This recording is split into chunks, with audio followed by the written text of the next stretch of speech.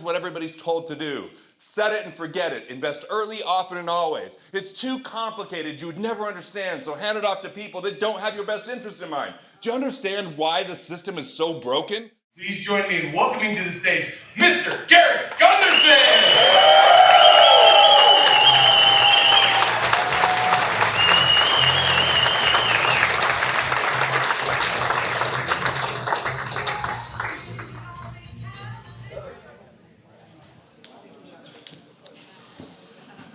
Dangerous to have me up here. I just was in Texas where I did comedy for Tuesday night and Thursday night and relentlessly made fun of Texas. Mostly made fun of California, but it just, because that's what Texas is now. It's just like southeastern California. Austin. I was in Austin, Texas. Yeah. I see some familiar faces. It's good to see everybody out there. Good to be with you this morning. Good to see people investing in themselves and looking to do things in the world that, I think it's important that we, in a crazy world, start to come together and look for value creation versus division and look for ways that we can serve others and solve problems, because there's really big problems out there and the government's not really equipped to do anything about that. So it's going to take individuals standing up and figuring out what to do in order to solve a lot of those things. So I want to talk about the economic value of certainty for a little bit. Like certainty.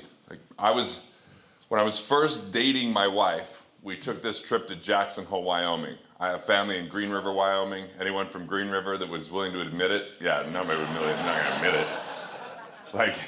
That's a place that there's wind and nothing else and cold. When they're it's -70 here today. I'm there's other places to live, right? There's other places you could go.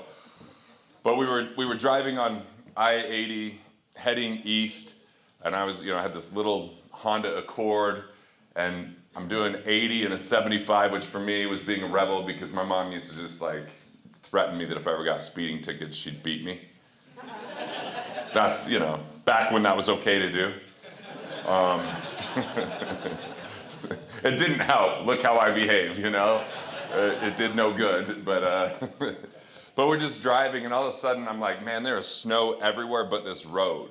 So I just barely tap on the brakes to kind of slow down, and we spin 2.5 times.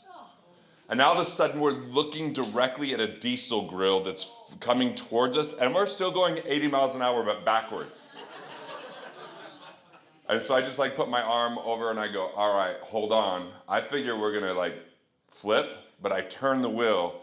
We spin another 1.5 times, go down in the median, almost come up to the other side of I-80 where we'd get hit by another vehicle, and then go right back down to the median. And we're just we don't talk for a good 2 minutes, right? We're just looking and breathing, and I'm what just happened? It's a miracle that we didn't roll.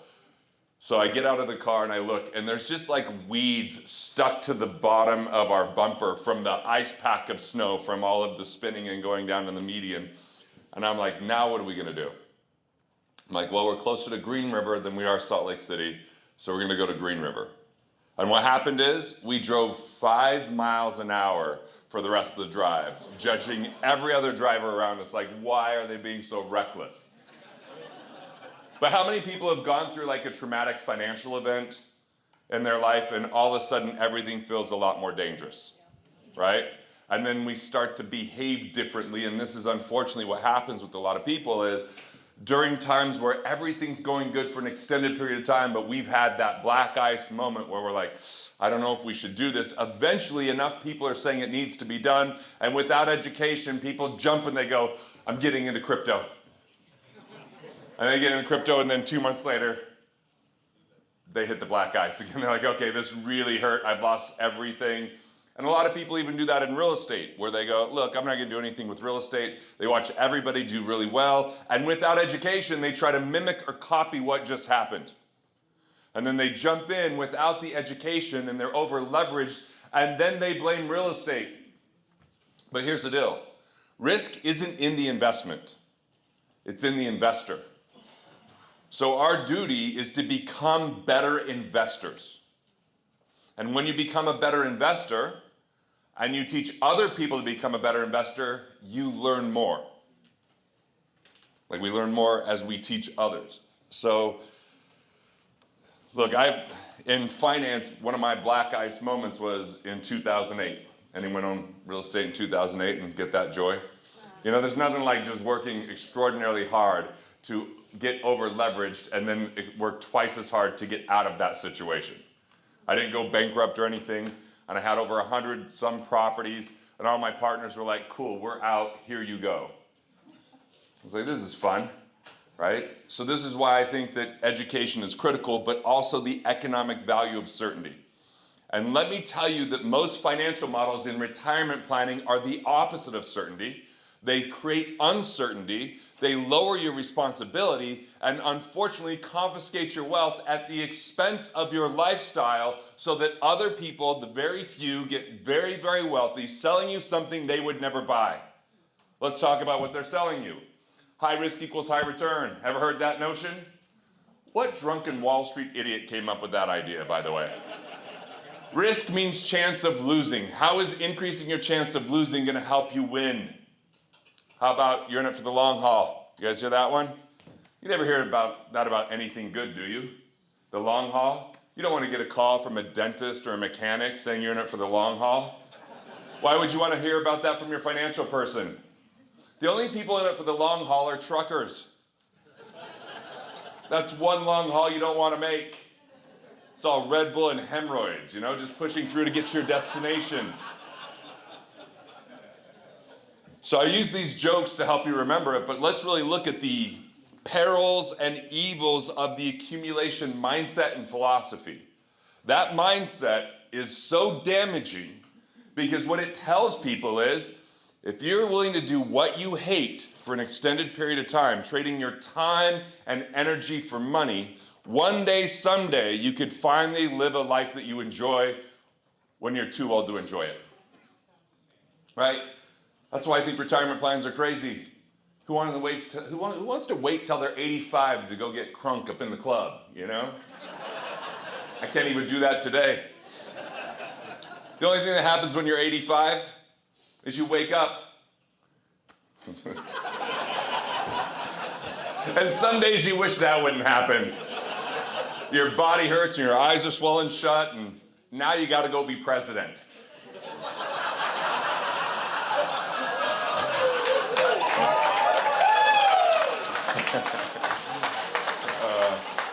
I have a good buddy, his name's Ian Stanley. He's been on comedy tour with me. He opened his set in Austin on Thursday night by saying, Joe Biden is just the best robot we built yet. And sometimes they forget to do the program. They're like, he goes to shake hands with the air, and they're like, oh, we wrote it. It was supposed to be on this side. Or they taught him how to ride a bike in the programming, but not how to get off a bike, you know? Is that what you want to wait to finally spend your money when you're like that and you can't read off a teleprompter?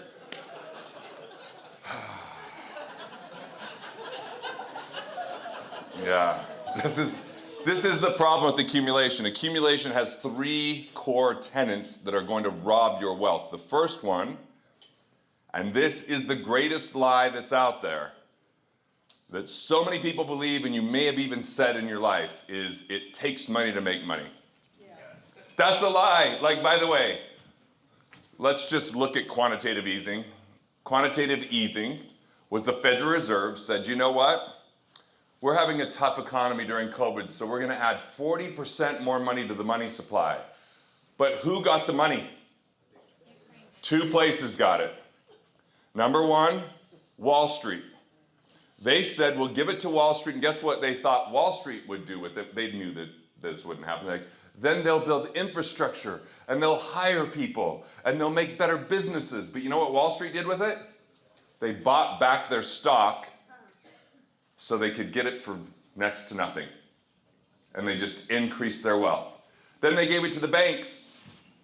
And the banks said, cool, we're not going to change interest rates. We're just going to take this extra money and feel more stable. And now interest rates are much, much higher. And now they got that free and cheap money that they can rent out to other people for a much higher interest rate. So it didn't help. What it did was reduce your purchasing power for the average American. Those people that are trading their time for money to try to pay their bills and then take 10% of their income and try to invest it over the next 30 years so that they can one day, someday, finally enjoy their life. I say that is garbage. I'm here to speak against it and speak for you living a quality of life along the way. What if our definition of wealth was a measurement of a life well lived? What if wealth was a byproduct of your quality of life? What if wealth was tapping into the best of who you are, your abilities, your passions, your insights, and bringing that out there into the world, not in a way that you sacrifice by doing things that you hate so that one day you can get a 401k match and then eventually live off the interest of that while the institutions get to continue to make money on the entire principle. Like, think about it. This is crazy. People that tell you it takes money to make money want to make money on your money.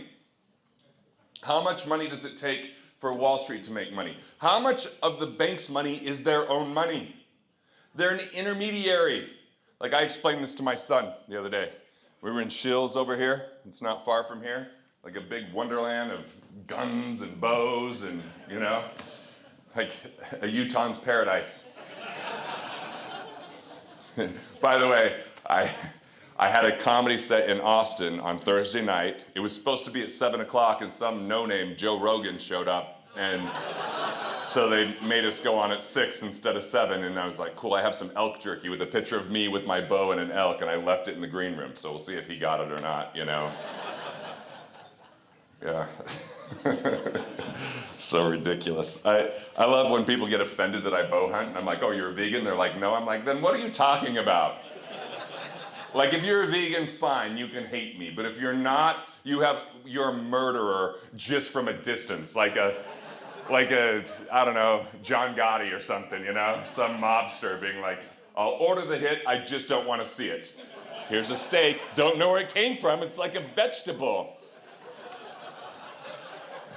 And if you are a vegan, by the way, we already know that you're full of yourself, which, by the way, is the only way you get full. It's amazing.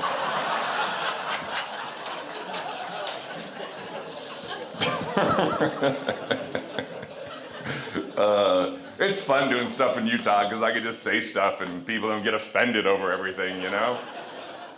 Like, as I was walking through the airport, I'm just going to tell you, I didn't even have to look to know where people were going. Like, I didn't have to know what their gate was. I could predict. And some call this profiling. I just call it common sense. Two things that happened. One, someone had a mask and a face shield with someone else with a mask and a face shield. I closed my eyes, and then I looked over, and it said California. I was shocked. I was shocked. I was like, can you imagine that? All right, back to the point here.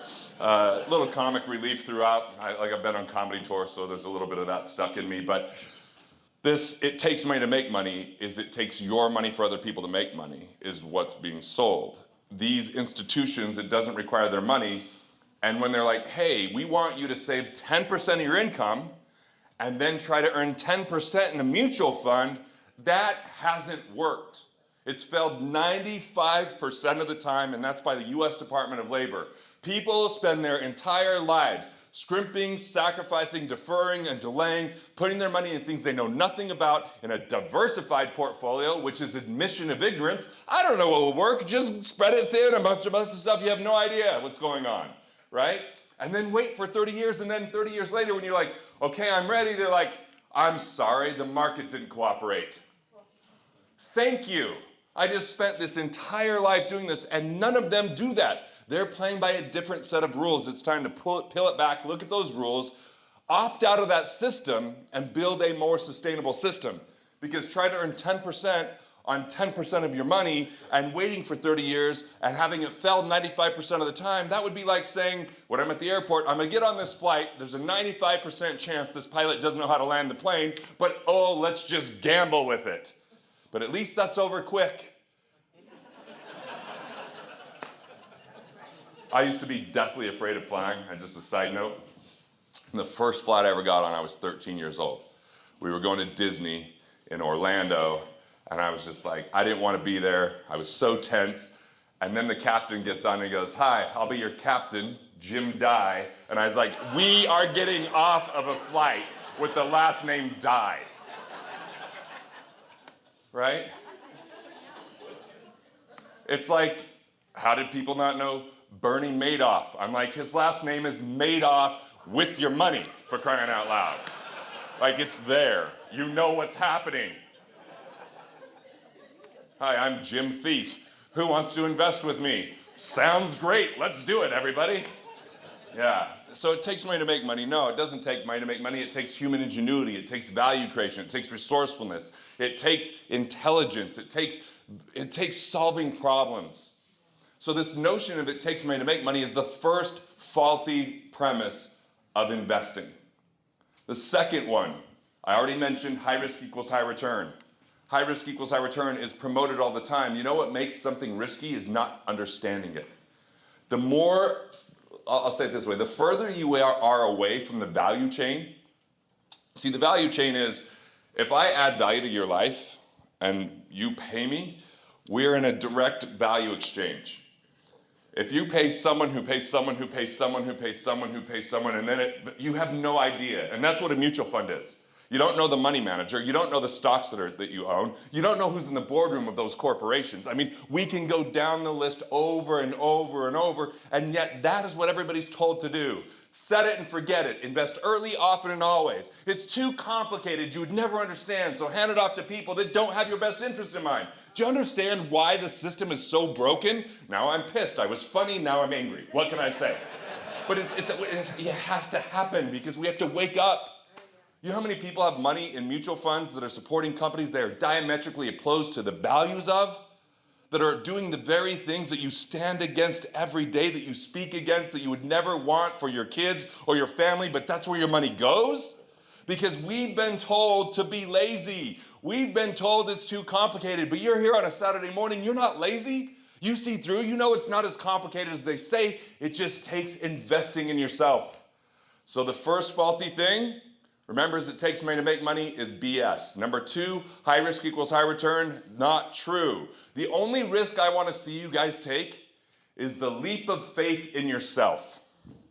The leap of faith into the unknown of what it looks like to invest in yourself and have your responsibility for your financial life not be something in someone else's hands, but you take it into your own. We've been told to be afraid of that. That's why socialism is on the rise, because we're told, I don't know that I can provide for myself. I don't know that I'm capable, so I'll give it to the government because they're capable. Look, one day I asked my kids, I'm like, what do you think about communism, socialism, and capitalism? And I was ready that if they said anything positive about communism, we were going to get on a flight that day and go to Cuba, where I was going to say, look, they promised everybody free housing, and yeah, that's what they got. They live with 17 people in a dilapidated place without air conditioning. Is this what you guys want?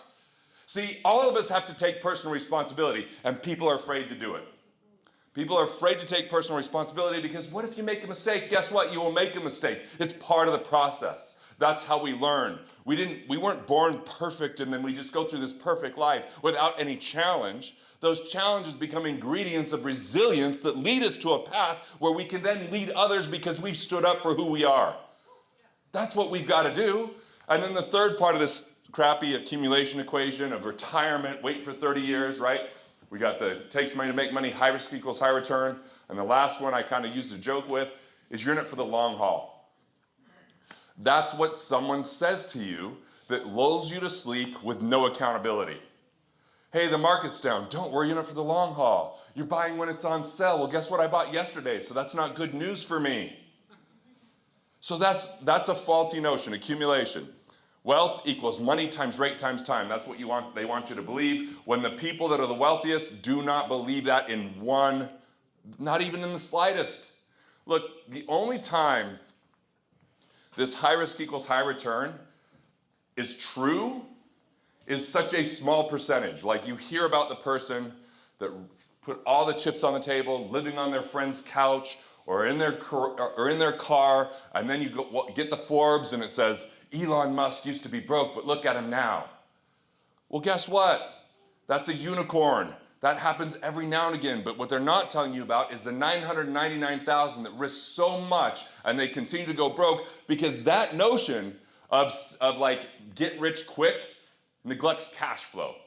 And when people neglect cash flow, they don't have a real business and they don't have economic value of certainty. They're driving 80 miles per hour down the road with black ice. Now, maybe they don't spin. Maybe they make it to the other side. But I'll tell you the other part of that trip that was even worse is we finally get to Green River. And it must have been the time before cell phones, or maybe there's just no cell phone coverage because my uncles and their families were just going to leave us because we were so late. Because 5 miles an hour takes a long time, by the way. And I-80 is a lonely, desolate place, even worse when you're going 5. So we get there, they're about to leave, and I'm like, look, I'm shaking, I can't even drive. So I give my keys to my car to my Uncle Drake, who proceeds to drive while looking at me in the back seat at ungodly speeds, telling me about, oh yeah, one time we spun and we almost went off a cliff. I'm like, this is a premonition. Look at the road. I could see my wife's heartbeat in her throat. She was so stressed. We were girlfriend at the time. So, I mean, but that's what happens. There's reckless people out there that lead the way as a poster child on front of a magazine that it was more luck than skill, and we think that that's the life that we want.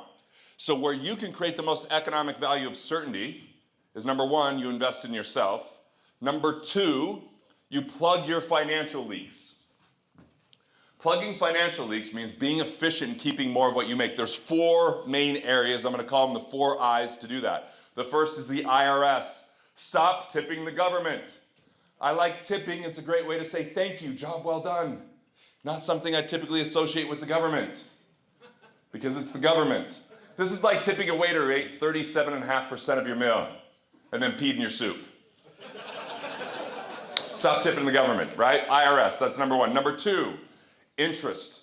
There's a lot of people that simply overpay on their interest because they don't know how to structure loans, they don't know how to negotiate better interest rates, they don't have the right credit scores, they don't have the right collateral, but ultimately you can pay less to those institutions. Number three, investments. There's a lot of hidden fees, there's a lot of inefficiencies, and let me just tell you what they get us to believe. That anything less than 1% isn't a big deal, right? It's less than 1% of fees. If you have 100 grand and you invest it for 30 years and you make 10%, it grows to $1.74 million. That's never happened before in a mutual fund, but let's just pretend, right? 10% year in and year out, $1.74 million. That's awesome. If you only get 9.2%, so you pay less than 1% in a fee, it grows to $1.4 million. That's a $340,000 loss because there is compound interest, but there's also compounding costs.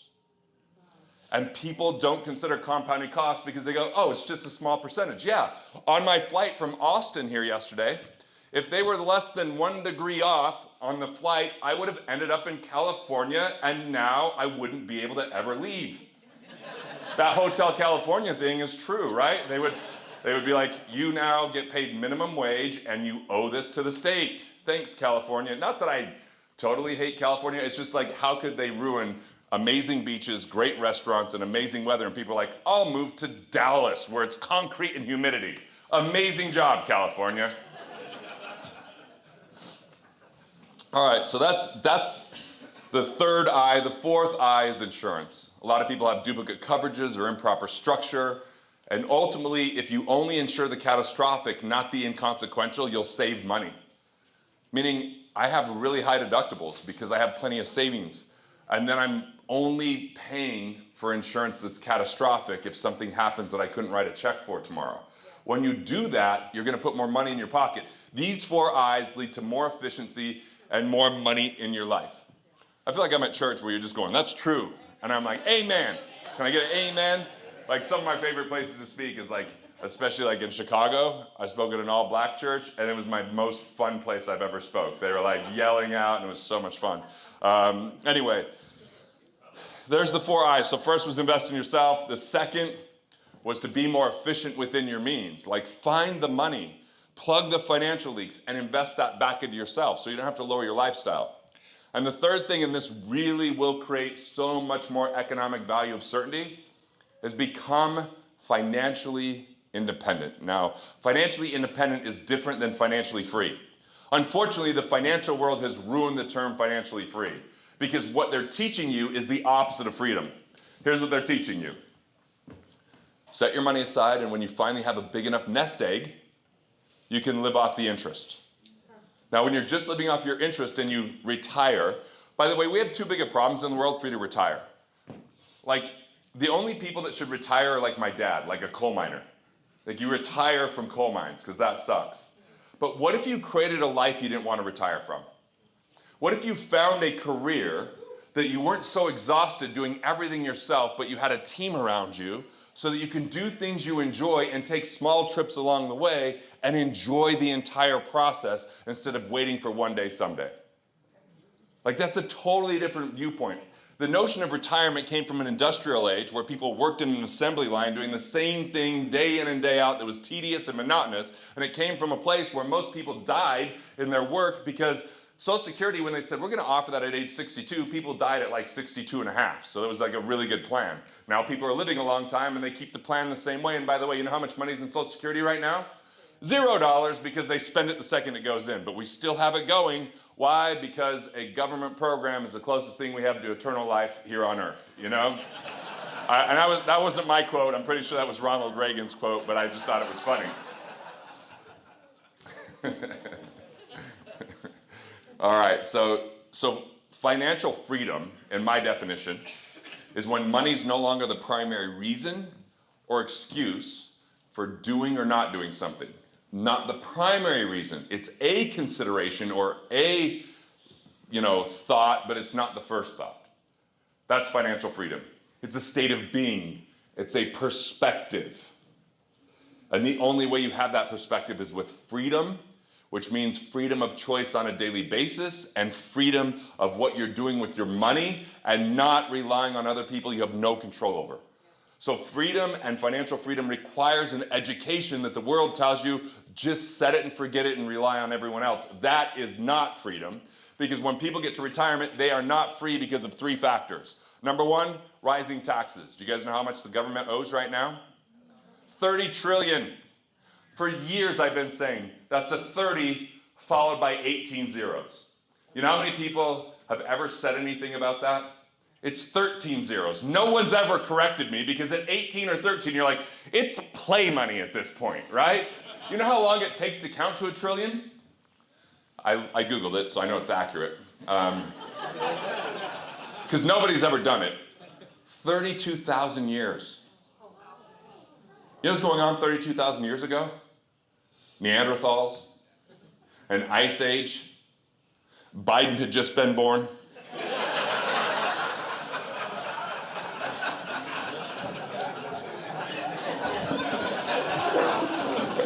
They still couldn't read a teleprompter.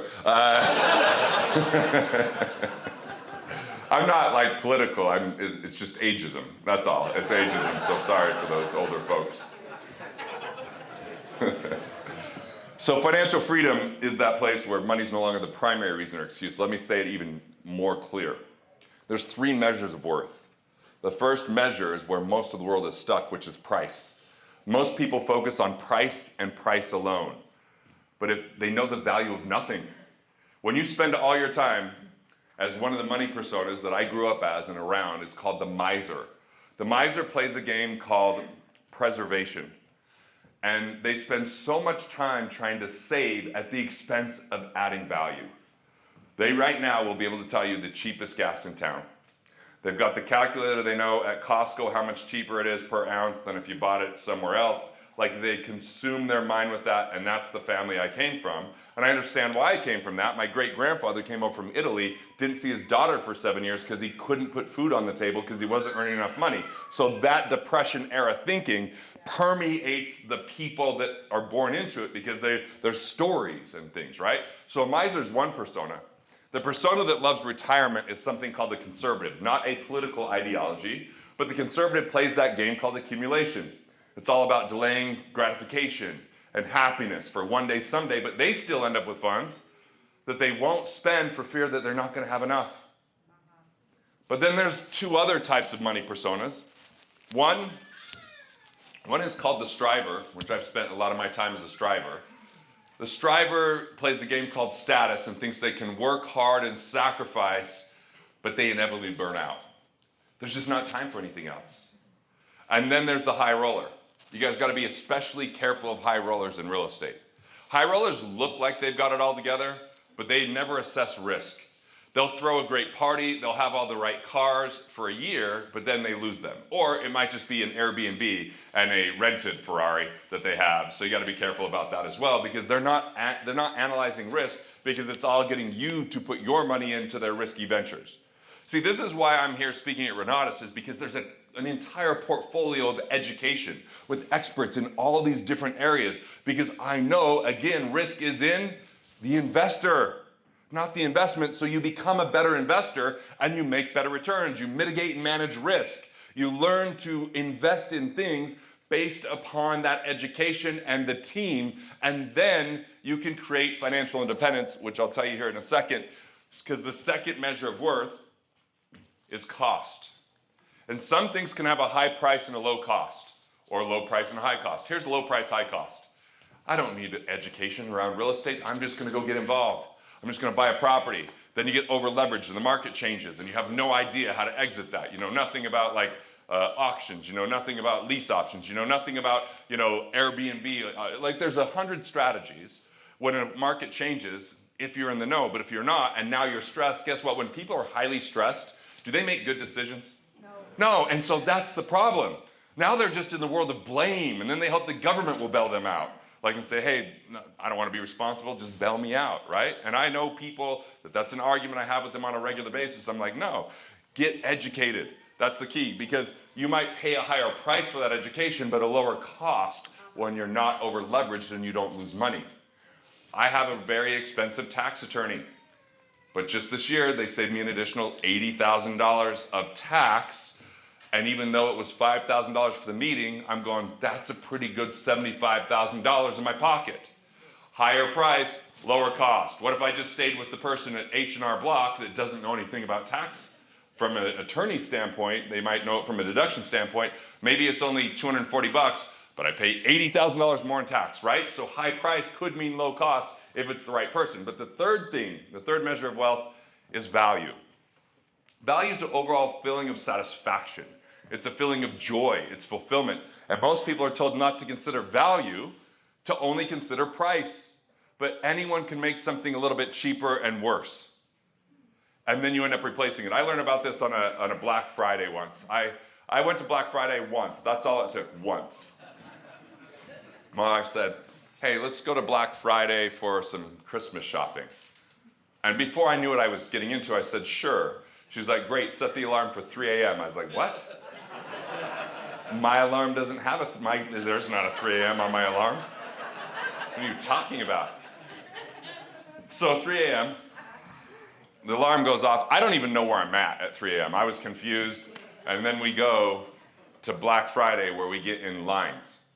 And I watched someone push someone over for a Christmas tree that was on discount. And I was like, this is humanity, overpriced, because they're misers and because they're taught about accumulation. And they think if they can save money, that's the same as earning it. They think if they can cut it out, it's the same as adding value. It's not. That's why no one shrinks their way to wealth, right? So I bought, this was a long time ago, I bought a Westinghouse CD player. Don't know if that's even a brand anymore. It broke within 5 days. So sure, it was $20, but it took me hours to buy this stupid thing at Black Friday. And so it had a very low price, but a very high cost and no value. And that's where the world is stuck, because they're not financially free. When value is your first consideration, cost is your second, and price is your third, you're financially free. That's the bottom line. You can make that happen in an instant, in a moment, when you recognize what's going on. Now, financial independence is where we create more economic value of certainty. Financial independence is when we have enough recurring revenue, aka cash flow, from assets to cover our basic expenses. Enough recurring revenue from cash flow, right? Or cash flow from assets to cover our basic expenses. Because now check it out. All the world that's accumulating is trying to save 10% and earn 10% by taking a diversified portfolio where there's too much risk and they're not sure whether it works, waiting for 30 years. And on the other hand, now we have people that are going, well, I have enough cash flow coming from assets to cover 100% of my expenses. I'm economically independent, which means every active dollar they earn can now buy more assets at 10 times the rate of the person that's accumulating, trying to scrimp together 10% of their income. It's an entirely different philosophy. And by the way, when you're economically independent, you can do stupid things like become a comedian in your 40s. Like, I mean, it's just kind of funny that I'm like at a comedy club going, what am I doing in this comedy club? But I'm just having fun. It's just that I'm not retiring ever, so I'm doing some of the things that people would save for later, knowing I have financial independence, I have choice. There's economic value of certainty. My wife is supportive because she knows the kids are going to go to the same school, we're going to eat the same food, live in the same home, even if that career doesn't take off, even if it's just a hobby, because there's economic value of certainty. If I'm 44 years old, we're barely making it financially, and I say, babe, I'm going to become a comedian, let me tell you how that conversation goes. I don't think you're as funny as you think you are. First words. What? People laugh all the time, just like now. She's like, yeah, you're making them money. They're being super nice. Different conversation, because then we're in the black ice event, right? Where it's like, wait, you're taking away all the safety, all the security to go out and venture into something that we don't know the outcome. Financial independence gives you choice. It gives you courage. It gives you an opportunity to create a vision. All right, so this is, first off, I talked about the 4 personas, the miser, the conservative, the striver, and the high roller. I recommend you guys pull out your phones and go to garrettgunderson.com/quiz, garrettgunderson.com/quiz, and find out your money persona. Because I only covered the shadow personas, but there's actually winning personas, the personas that help you. And by the way, I didn't know money personas. And when I first got married, my wife will tell you the hardest year of our marriage was the first year because she had married the miser. And we were making 6 figures and living in this crappy apartment. And I spent most of my time saying, why is the heat bill so high? Because that's the family I grew up in. Who only drank half of this drink? You know, there's starving, thirsty kids in other countries, and you're wasteful. My son once joked when he hears these stories, my family's favorite pastime is to talk about the time I was a miser. Because the first story that my kids loved hearing about was my father-in-law said, hey, you don't have to get an apartment, you can live in our basement. And I'm like, babe, we can live in your parents' basement rent-free. She goes, sex-free if that's where you think we're living. Just so you know. Got it. The other story they loved to hear the other day that they had never heard before is one Christmas, I bought my wife a cover for her phone that was the wrong size because it was in a 99-cent clearance bin. She's like, what am I supposed to do with this? I'm like, well, you can pull it out to answer it. She's like, what are you talking about? That's the miser, right? Just none of it made a lot of sense. But find out your persona, because that first year, her saying it was super hard because I was a miser, once 2008 happened and we had to get on the same page financially because we're over leveraged, that's when I discovered and started writing about these money personas. I think it's pretty cool that we've never fought about money since 2008. I mean, and that was in the depths of being over leveraged and having all these crazy things. Because I know that her winning persona is the planner. So she's good with details and thinking things through. My winning persona is the creator. I'm great at new ideas, but it could be chaotic without the planner. And now that we know how to work with each other, there's harmony. Hey, pardon the interruption, but I've got a gift for you. Actually, 2. Killing Sacred Cows, my New York Times bestseller, hit #1 on Wall Street Journal, and my most popular book of all time, What Would the Rockefellers Do? Killing Sacred Cows is like a permission slip to have more success and avoid the missteps and myths around finance. And What Would the Rockefellers Do is taking these kind of big billionaire technology and ideas and bringing them to the masses. So it's a step-by-step financial system where you can start with as little as I did when I was 19 at $50 a month. So if you go to garrettgunderson.com/offer, give me your email address, and I'll just shoot those books right over to you so you can enjoy and learn at your own pace. Financial independence is economic value of certainty. When you know your basics are handled, you can swing for the fences in what you do, and what the world lacks more than anything is vision. Vision is different than goals or objectives. Vision is something beyond your reach. Like for me, I want to liberate 1 million people so they're financially independent, so they can change their family's financial future and destiny. I hate the note, thank you. I want my kids to never have to use a bank if they don't want to.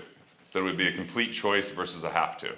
Get them out of this financial bondage that that most people are born into as everyone bankrupts their family every time they die, Not spending too much. And then, part of what I said it's not financially free is because taxes was part of it, right? If taxes go up when you're retired, it cuts into your income. What if the interest rates go down? Less income. What if inflation exists? Have you guys heard about this inflation thing? New thing out there? Yeah, I mean, inflation's even ruining all of our made-up stuff. Like my nephew the other day was complaining that he only got a couple of coins from the Tooth Fairy, and that his friend Jeremy got $10. I was like, oh, bud, I'm sorry. Your friend Jeremy's parents are a-holes, ruining it for the rest of us. We made up a fairy who likes teeth, so kids feel less awkward about having a mouth like a shooting gallery. Really? That's extortion that we invented. Yeah, thank you. It is ridiculous. Like, first off, I understand why there's Easter Bunny and Santa. Like, I understand, right? But who's collecting teeth? What do you do with these teeth? Like, and it's always like a responsibility where my wife's like, hey, did you handle the Tooth Fairy thing? I'm like, you distract him and I'll find a way to get back there and put the money back there. All right, so this is what we're talking about. Number one, invest in yourself. Number two, find where you're inefficient with your money and plug your financial leaks. Those are the 4 I's: IRS, interest, investments, and insurance. Number three, financial independence creates an economic value of certainty. So double down on your education, because those that are educated will own the future when it comes to investing. 50% of the wealth will transfer hands in the next 7 years. Which side of that transfer are you going to be on? It's going to be an educated side. It's not an accidental side on that. It's not, oh, I bought crypto at the right time, or I just bought into this thing that I know nothing about called a syndication. Like, it's going to be those that are knowledgeable with negotiation, and there's plenty of people in distress, and I've heard Bob tell stories over and over of him bailing someone out that was deeply distressed with their real estate so they didn't just lose it to the bank. They got something, and he ended up getting value as well because of the value he provided. That's what Renatus can do. Most of the time when we think we have a money problem, money's the symptom. See, there's other forms of capital, our mental capital, our relationship capital. So you might be one idea or one relationship away from the next level of prosperity. But only when you can find out what the obstacles and what the errors are when it comes to our financial matters. That's what we're doing here at this channel, helping you navigate this crazy complex world of money in a way that taps into those hidden resources. And when you become more resourceful, you'll end up with more money that you can enjoy today and in the future. So check out this next video and you'll be well on your way.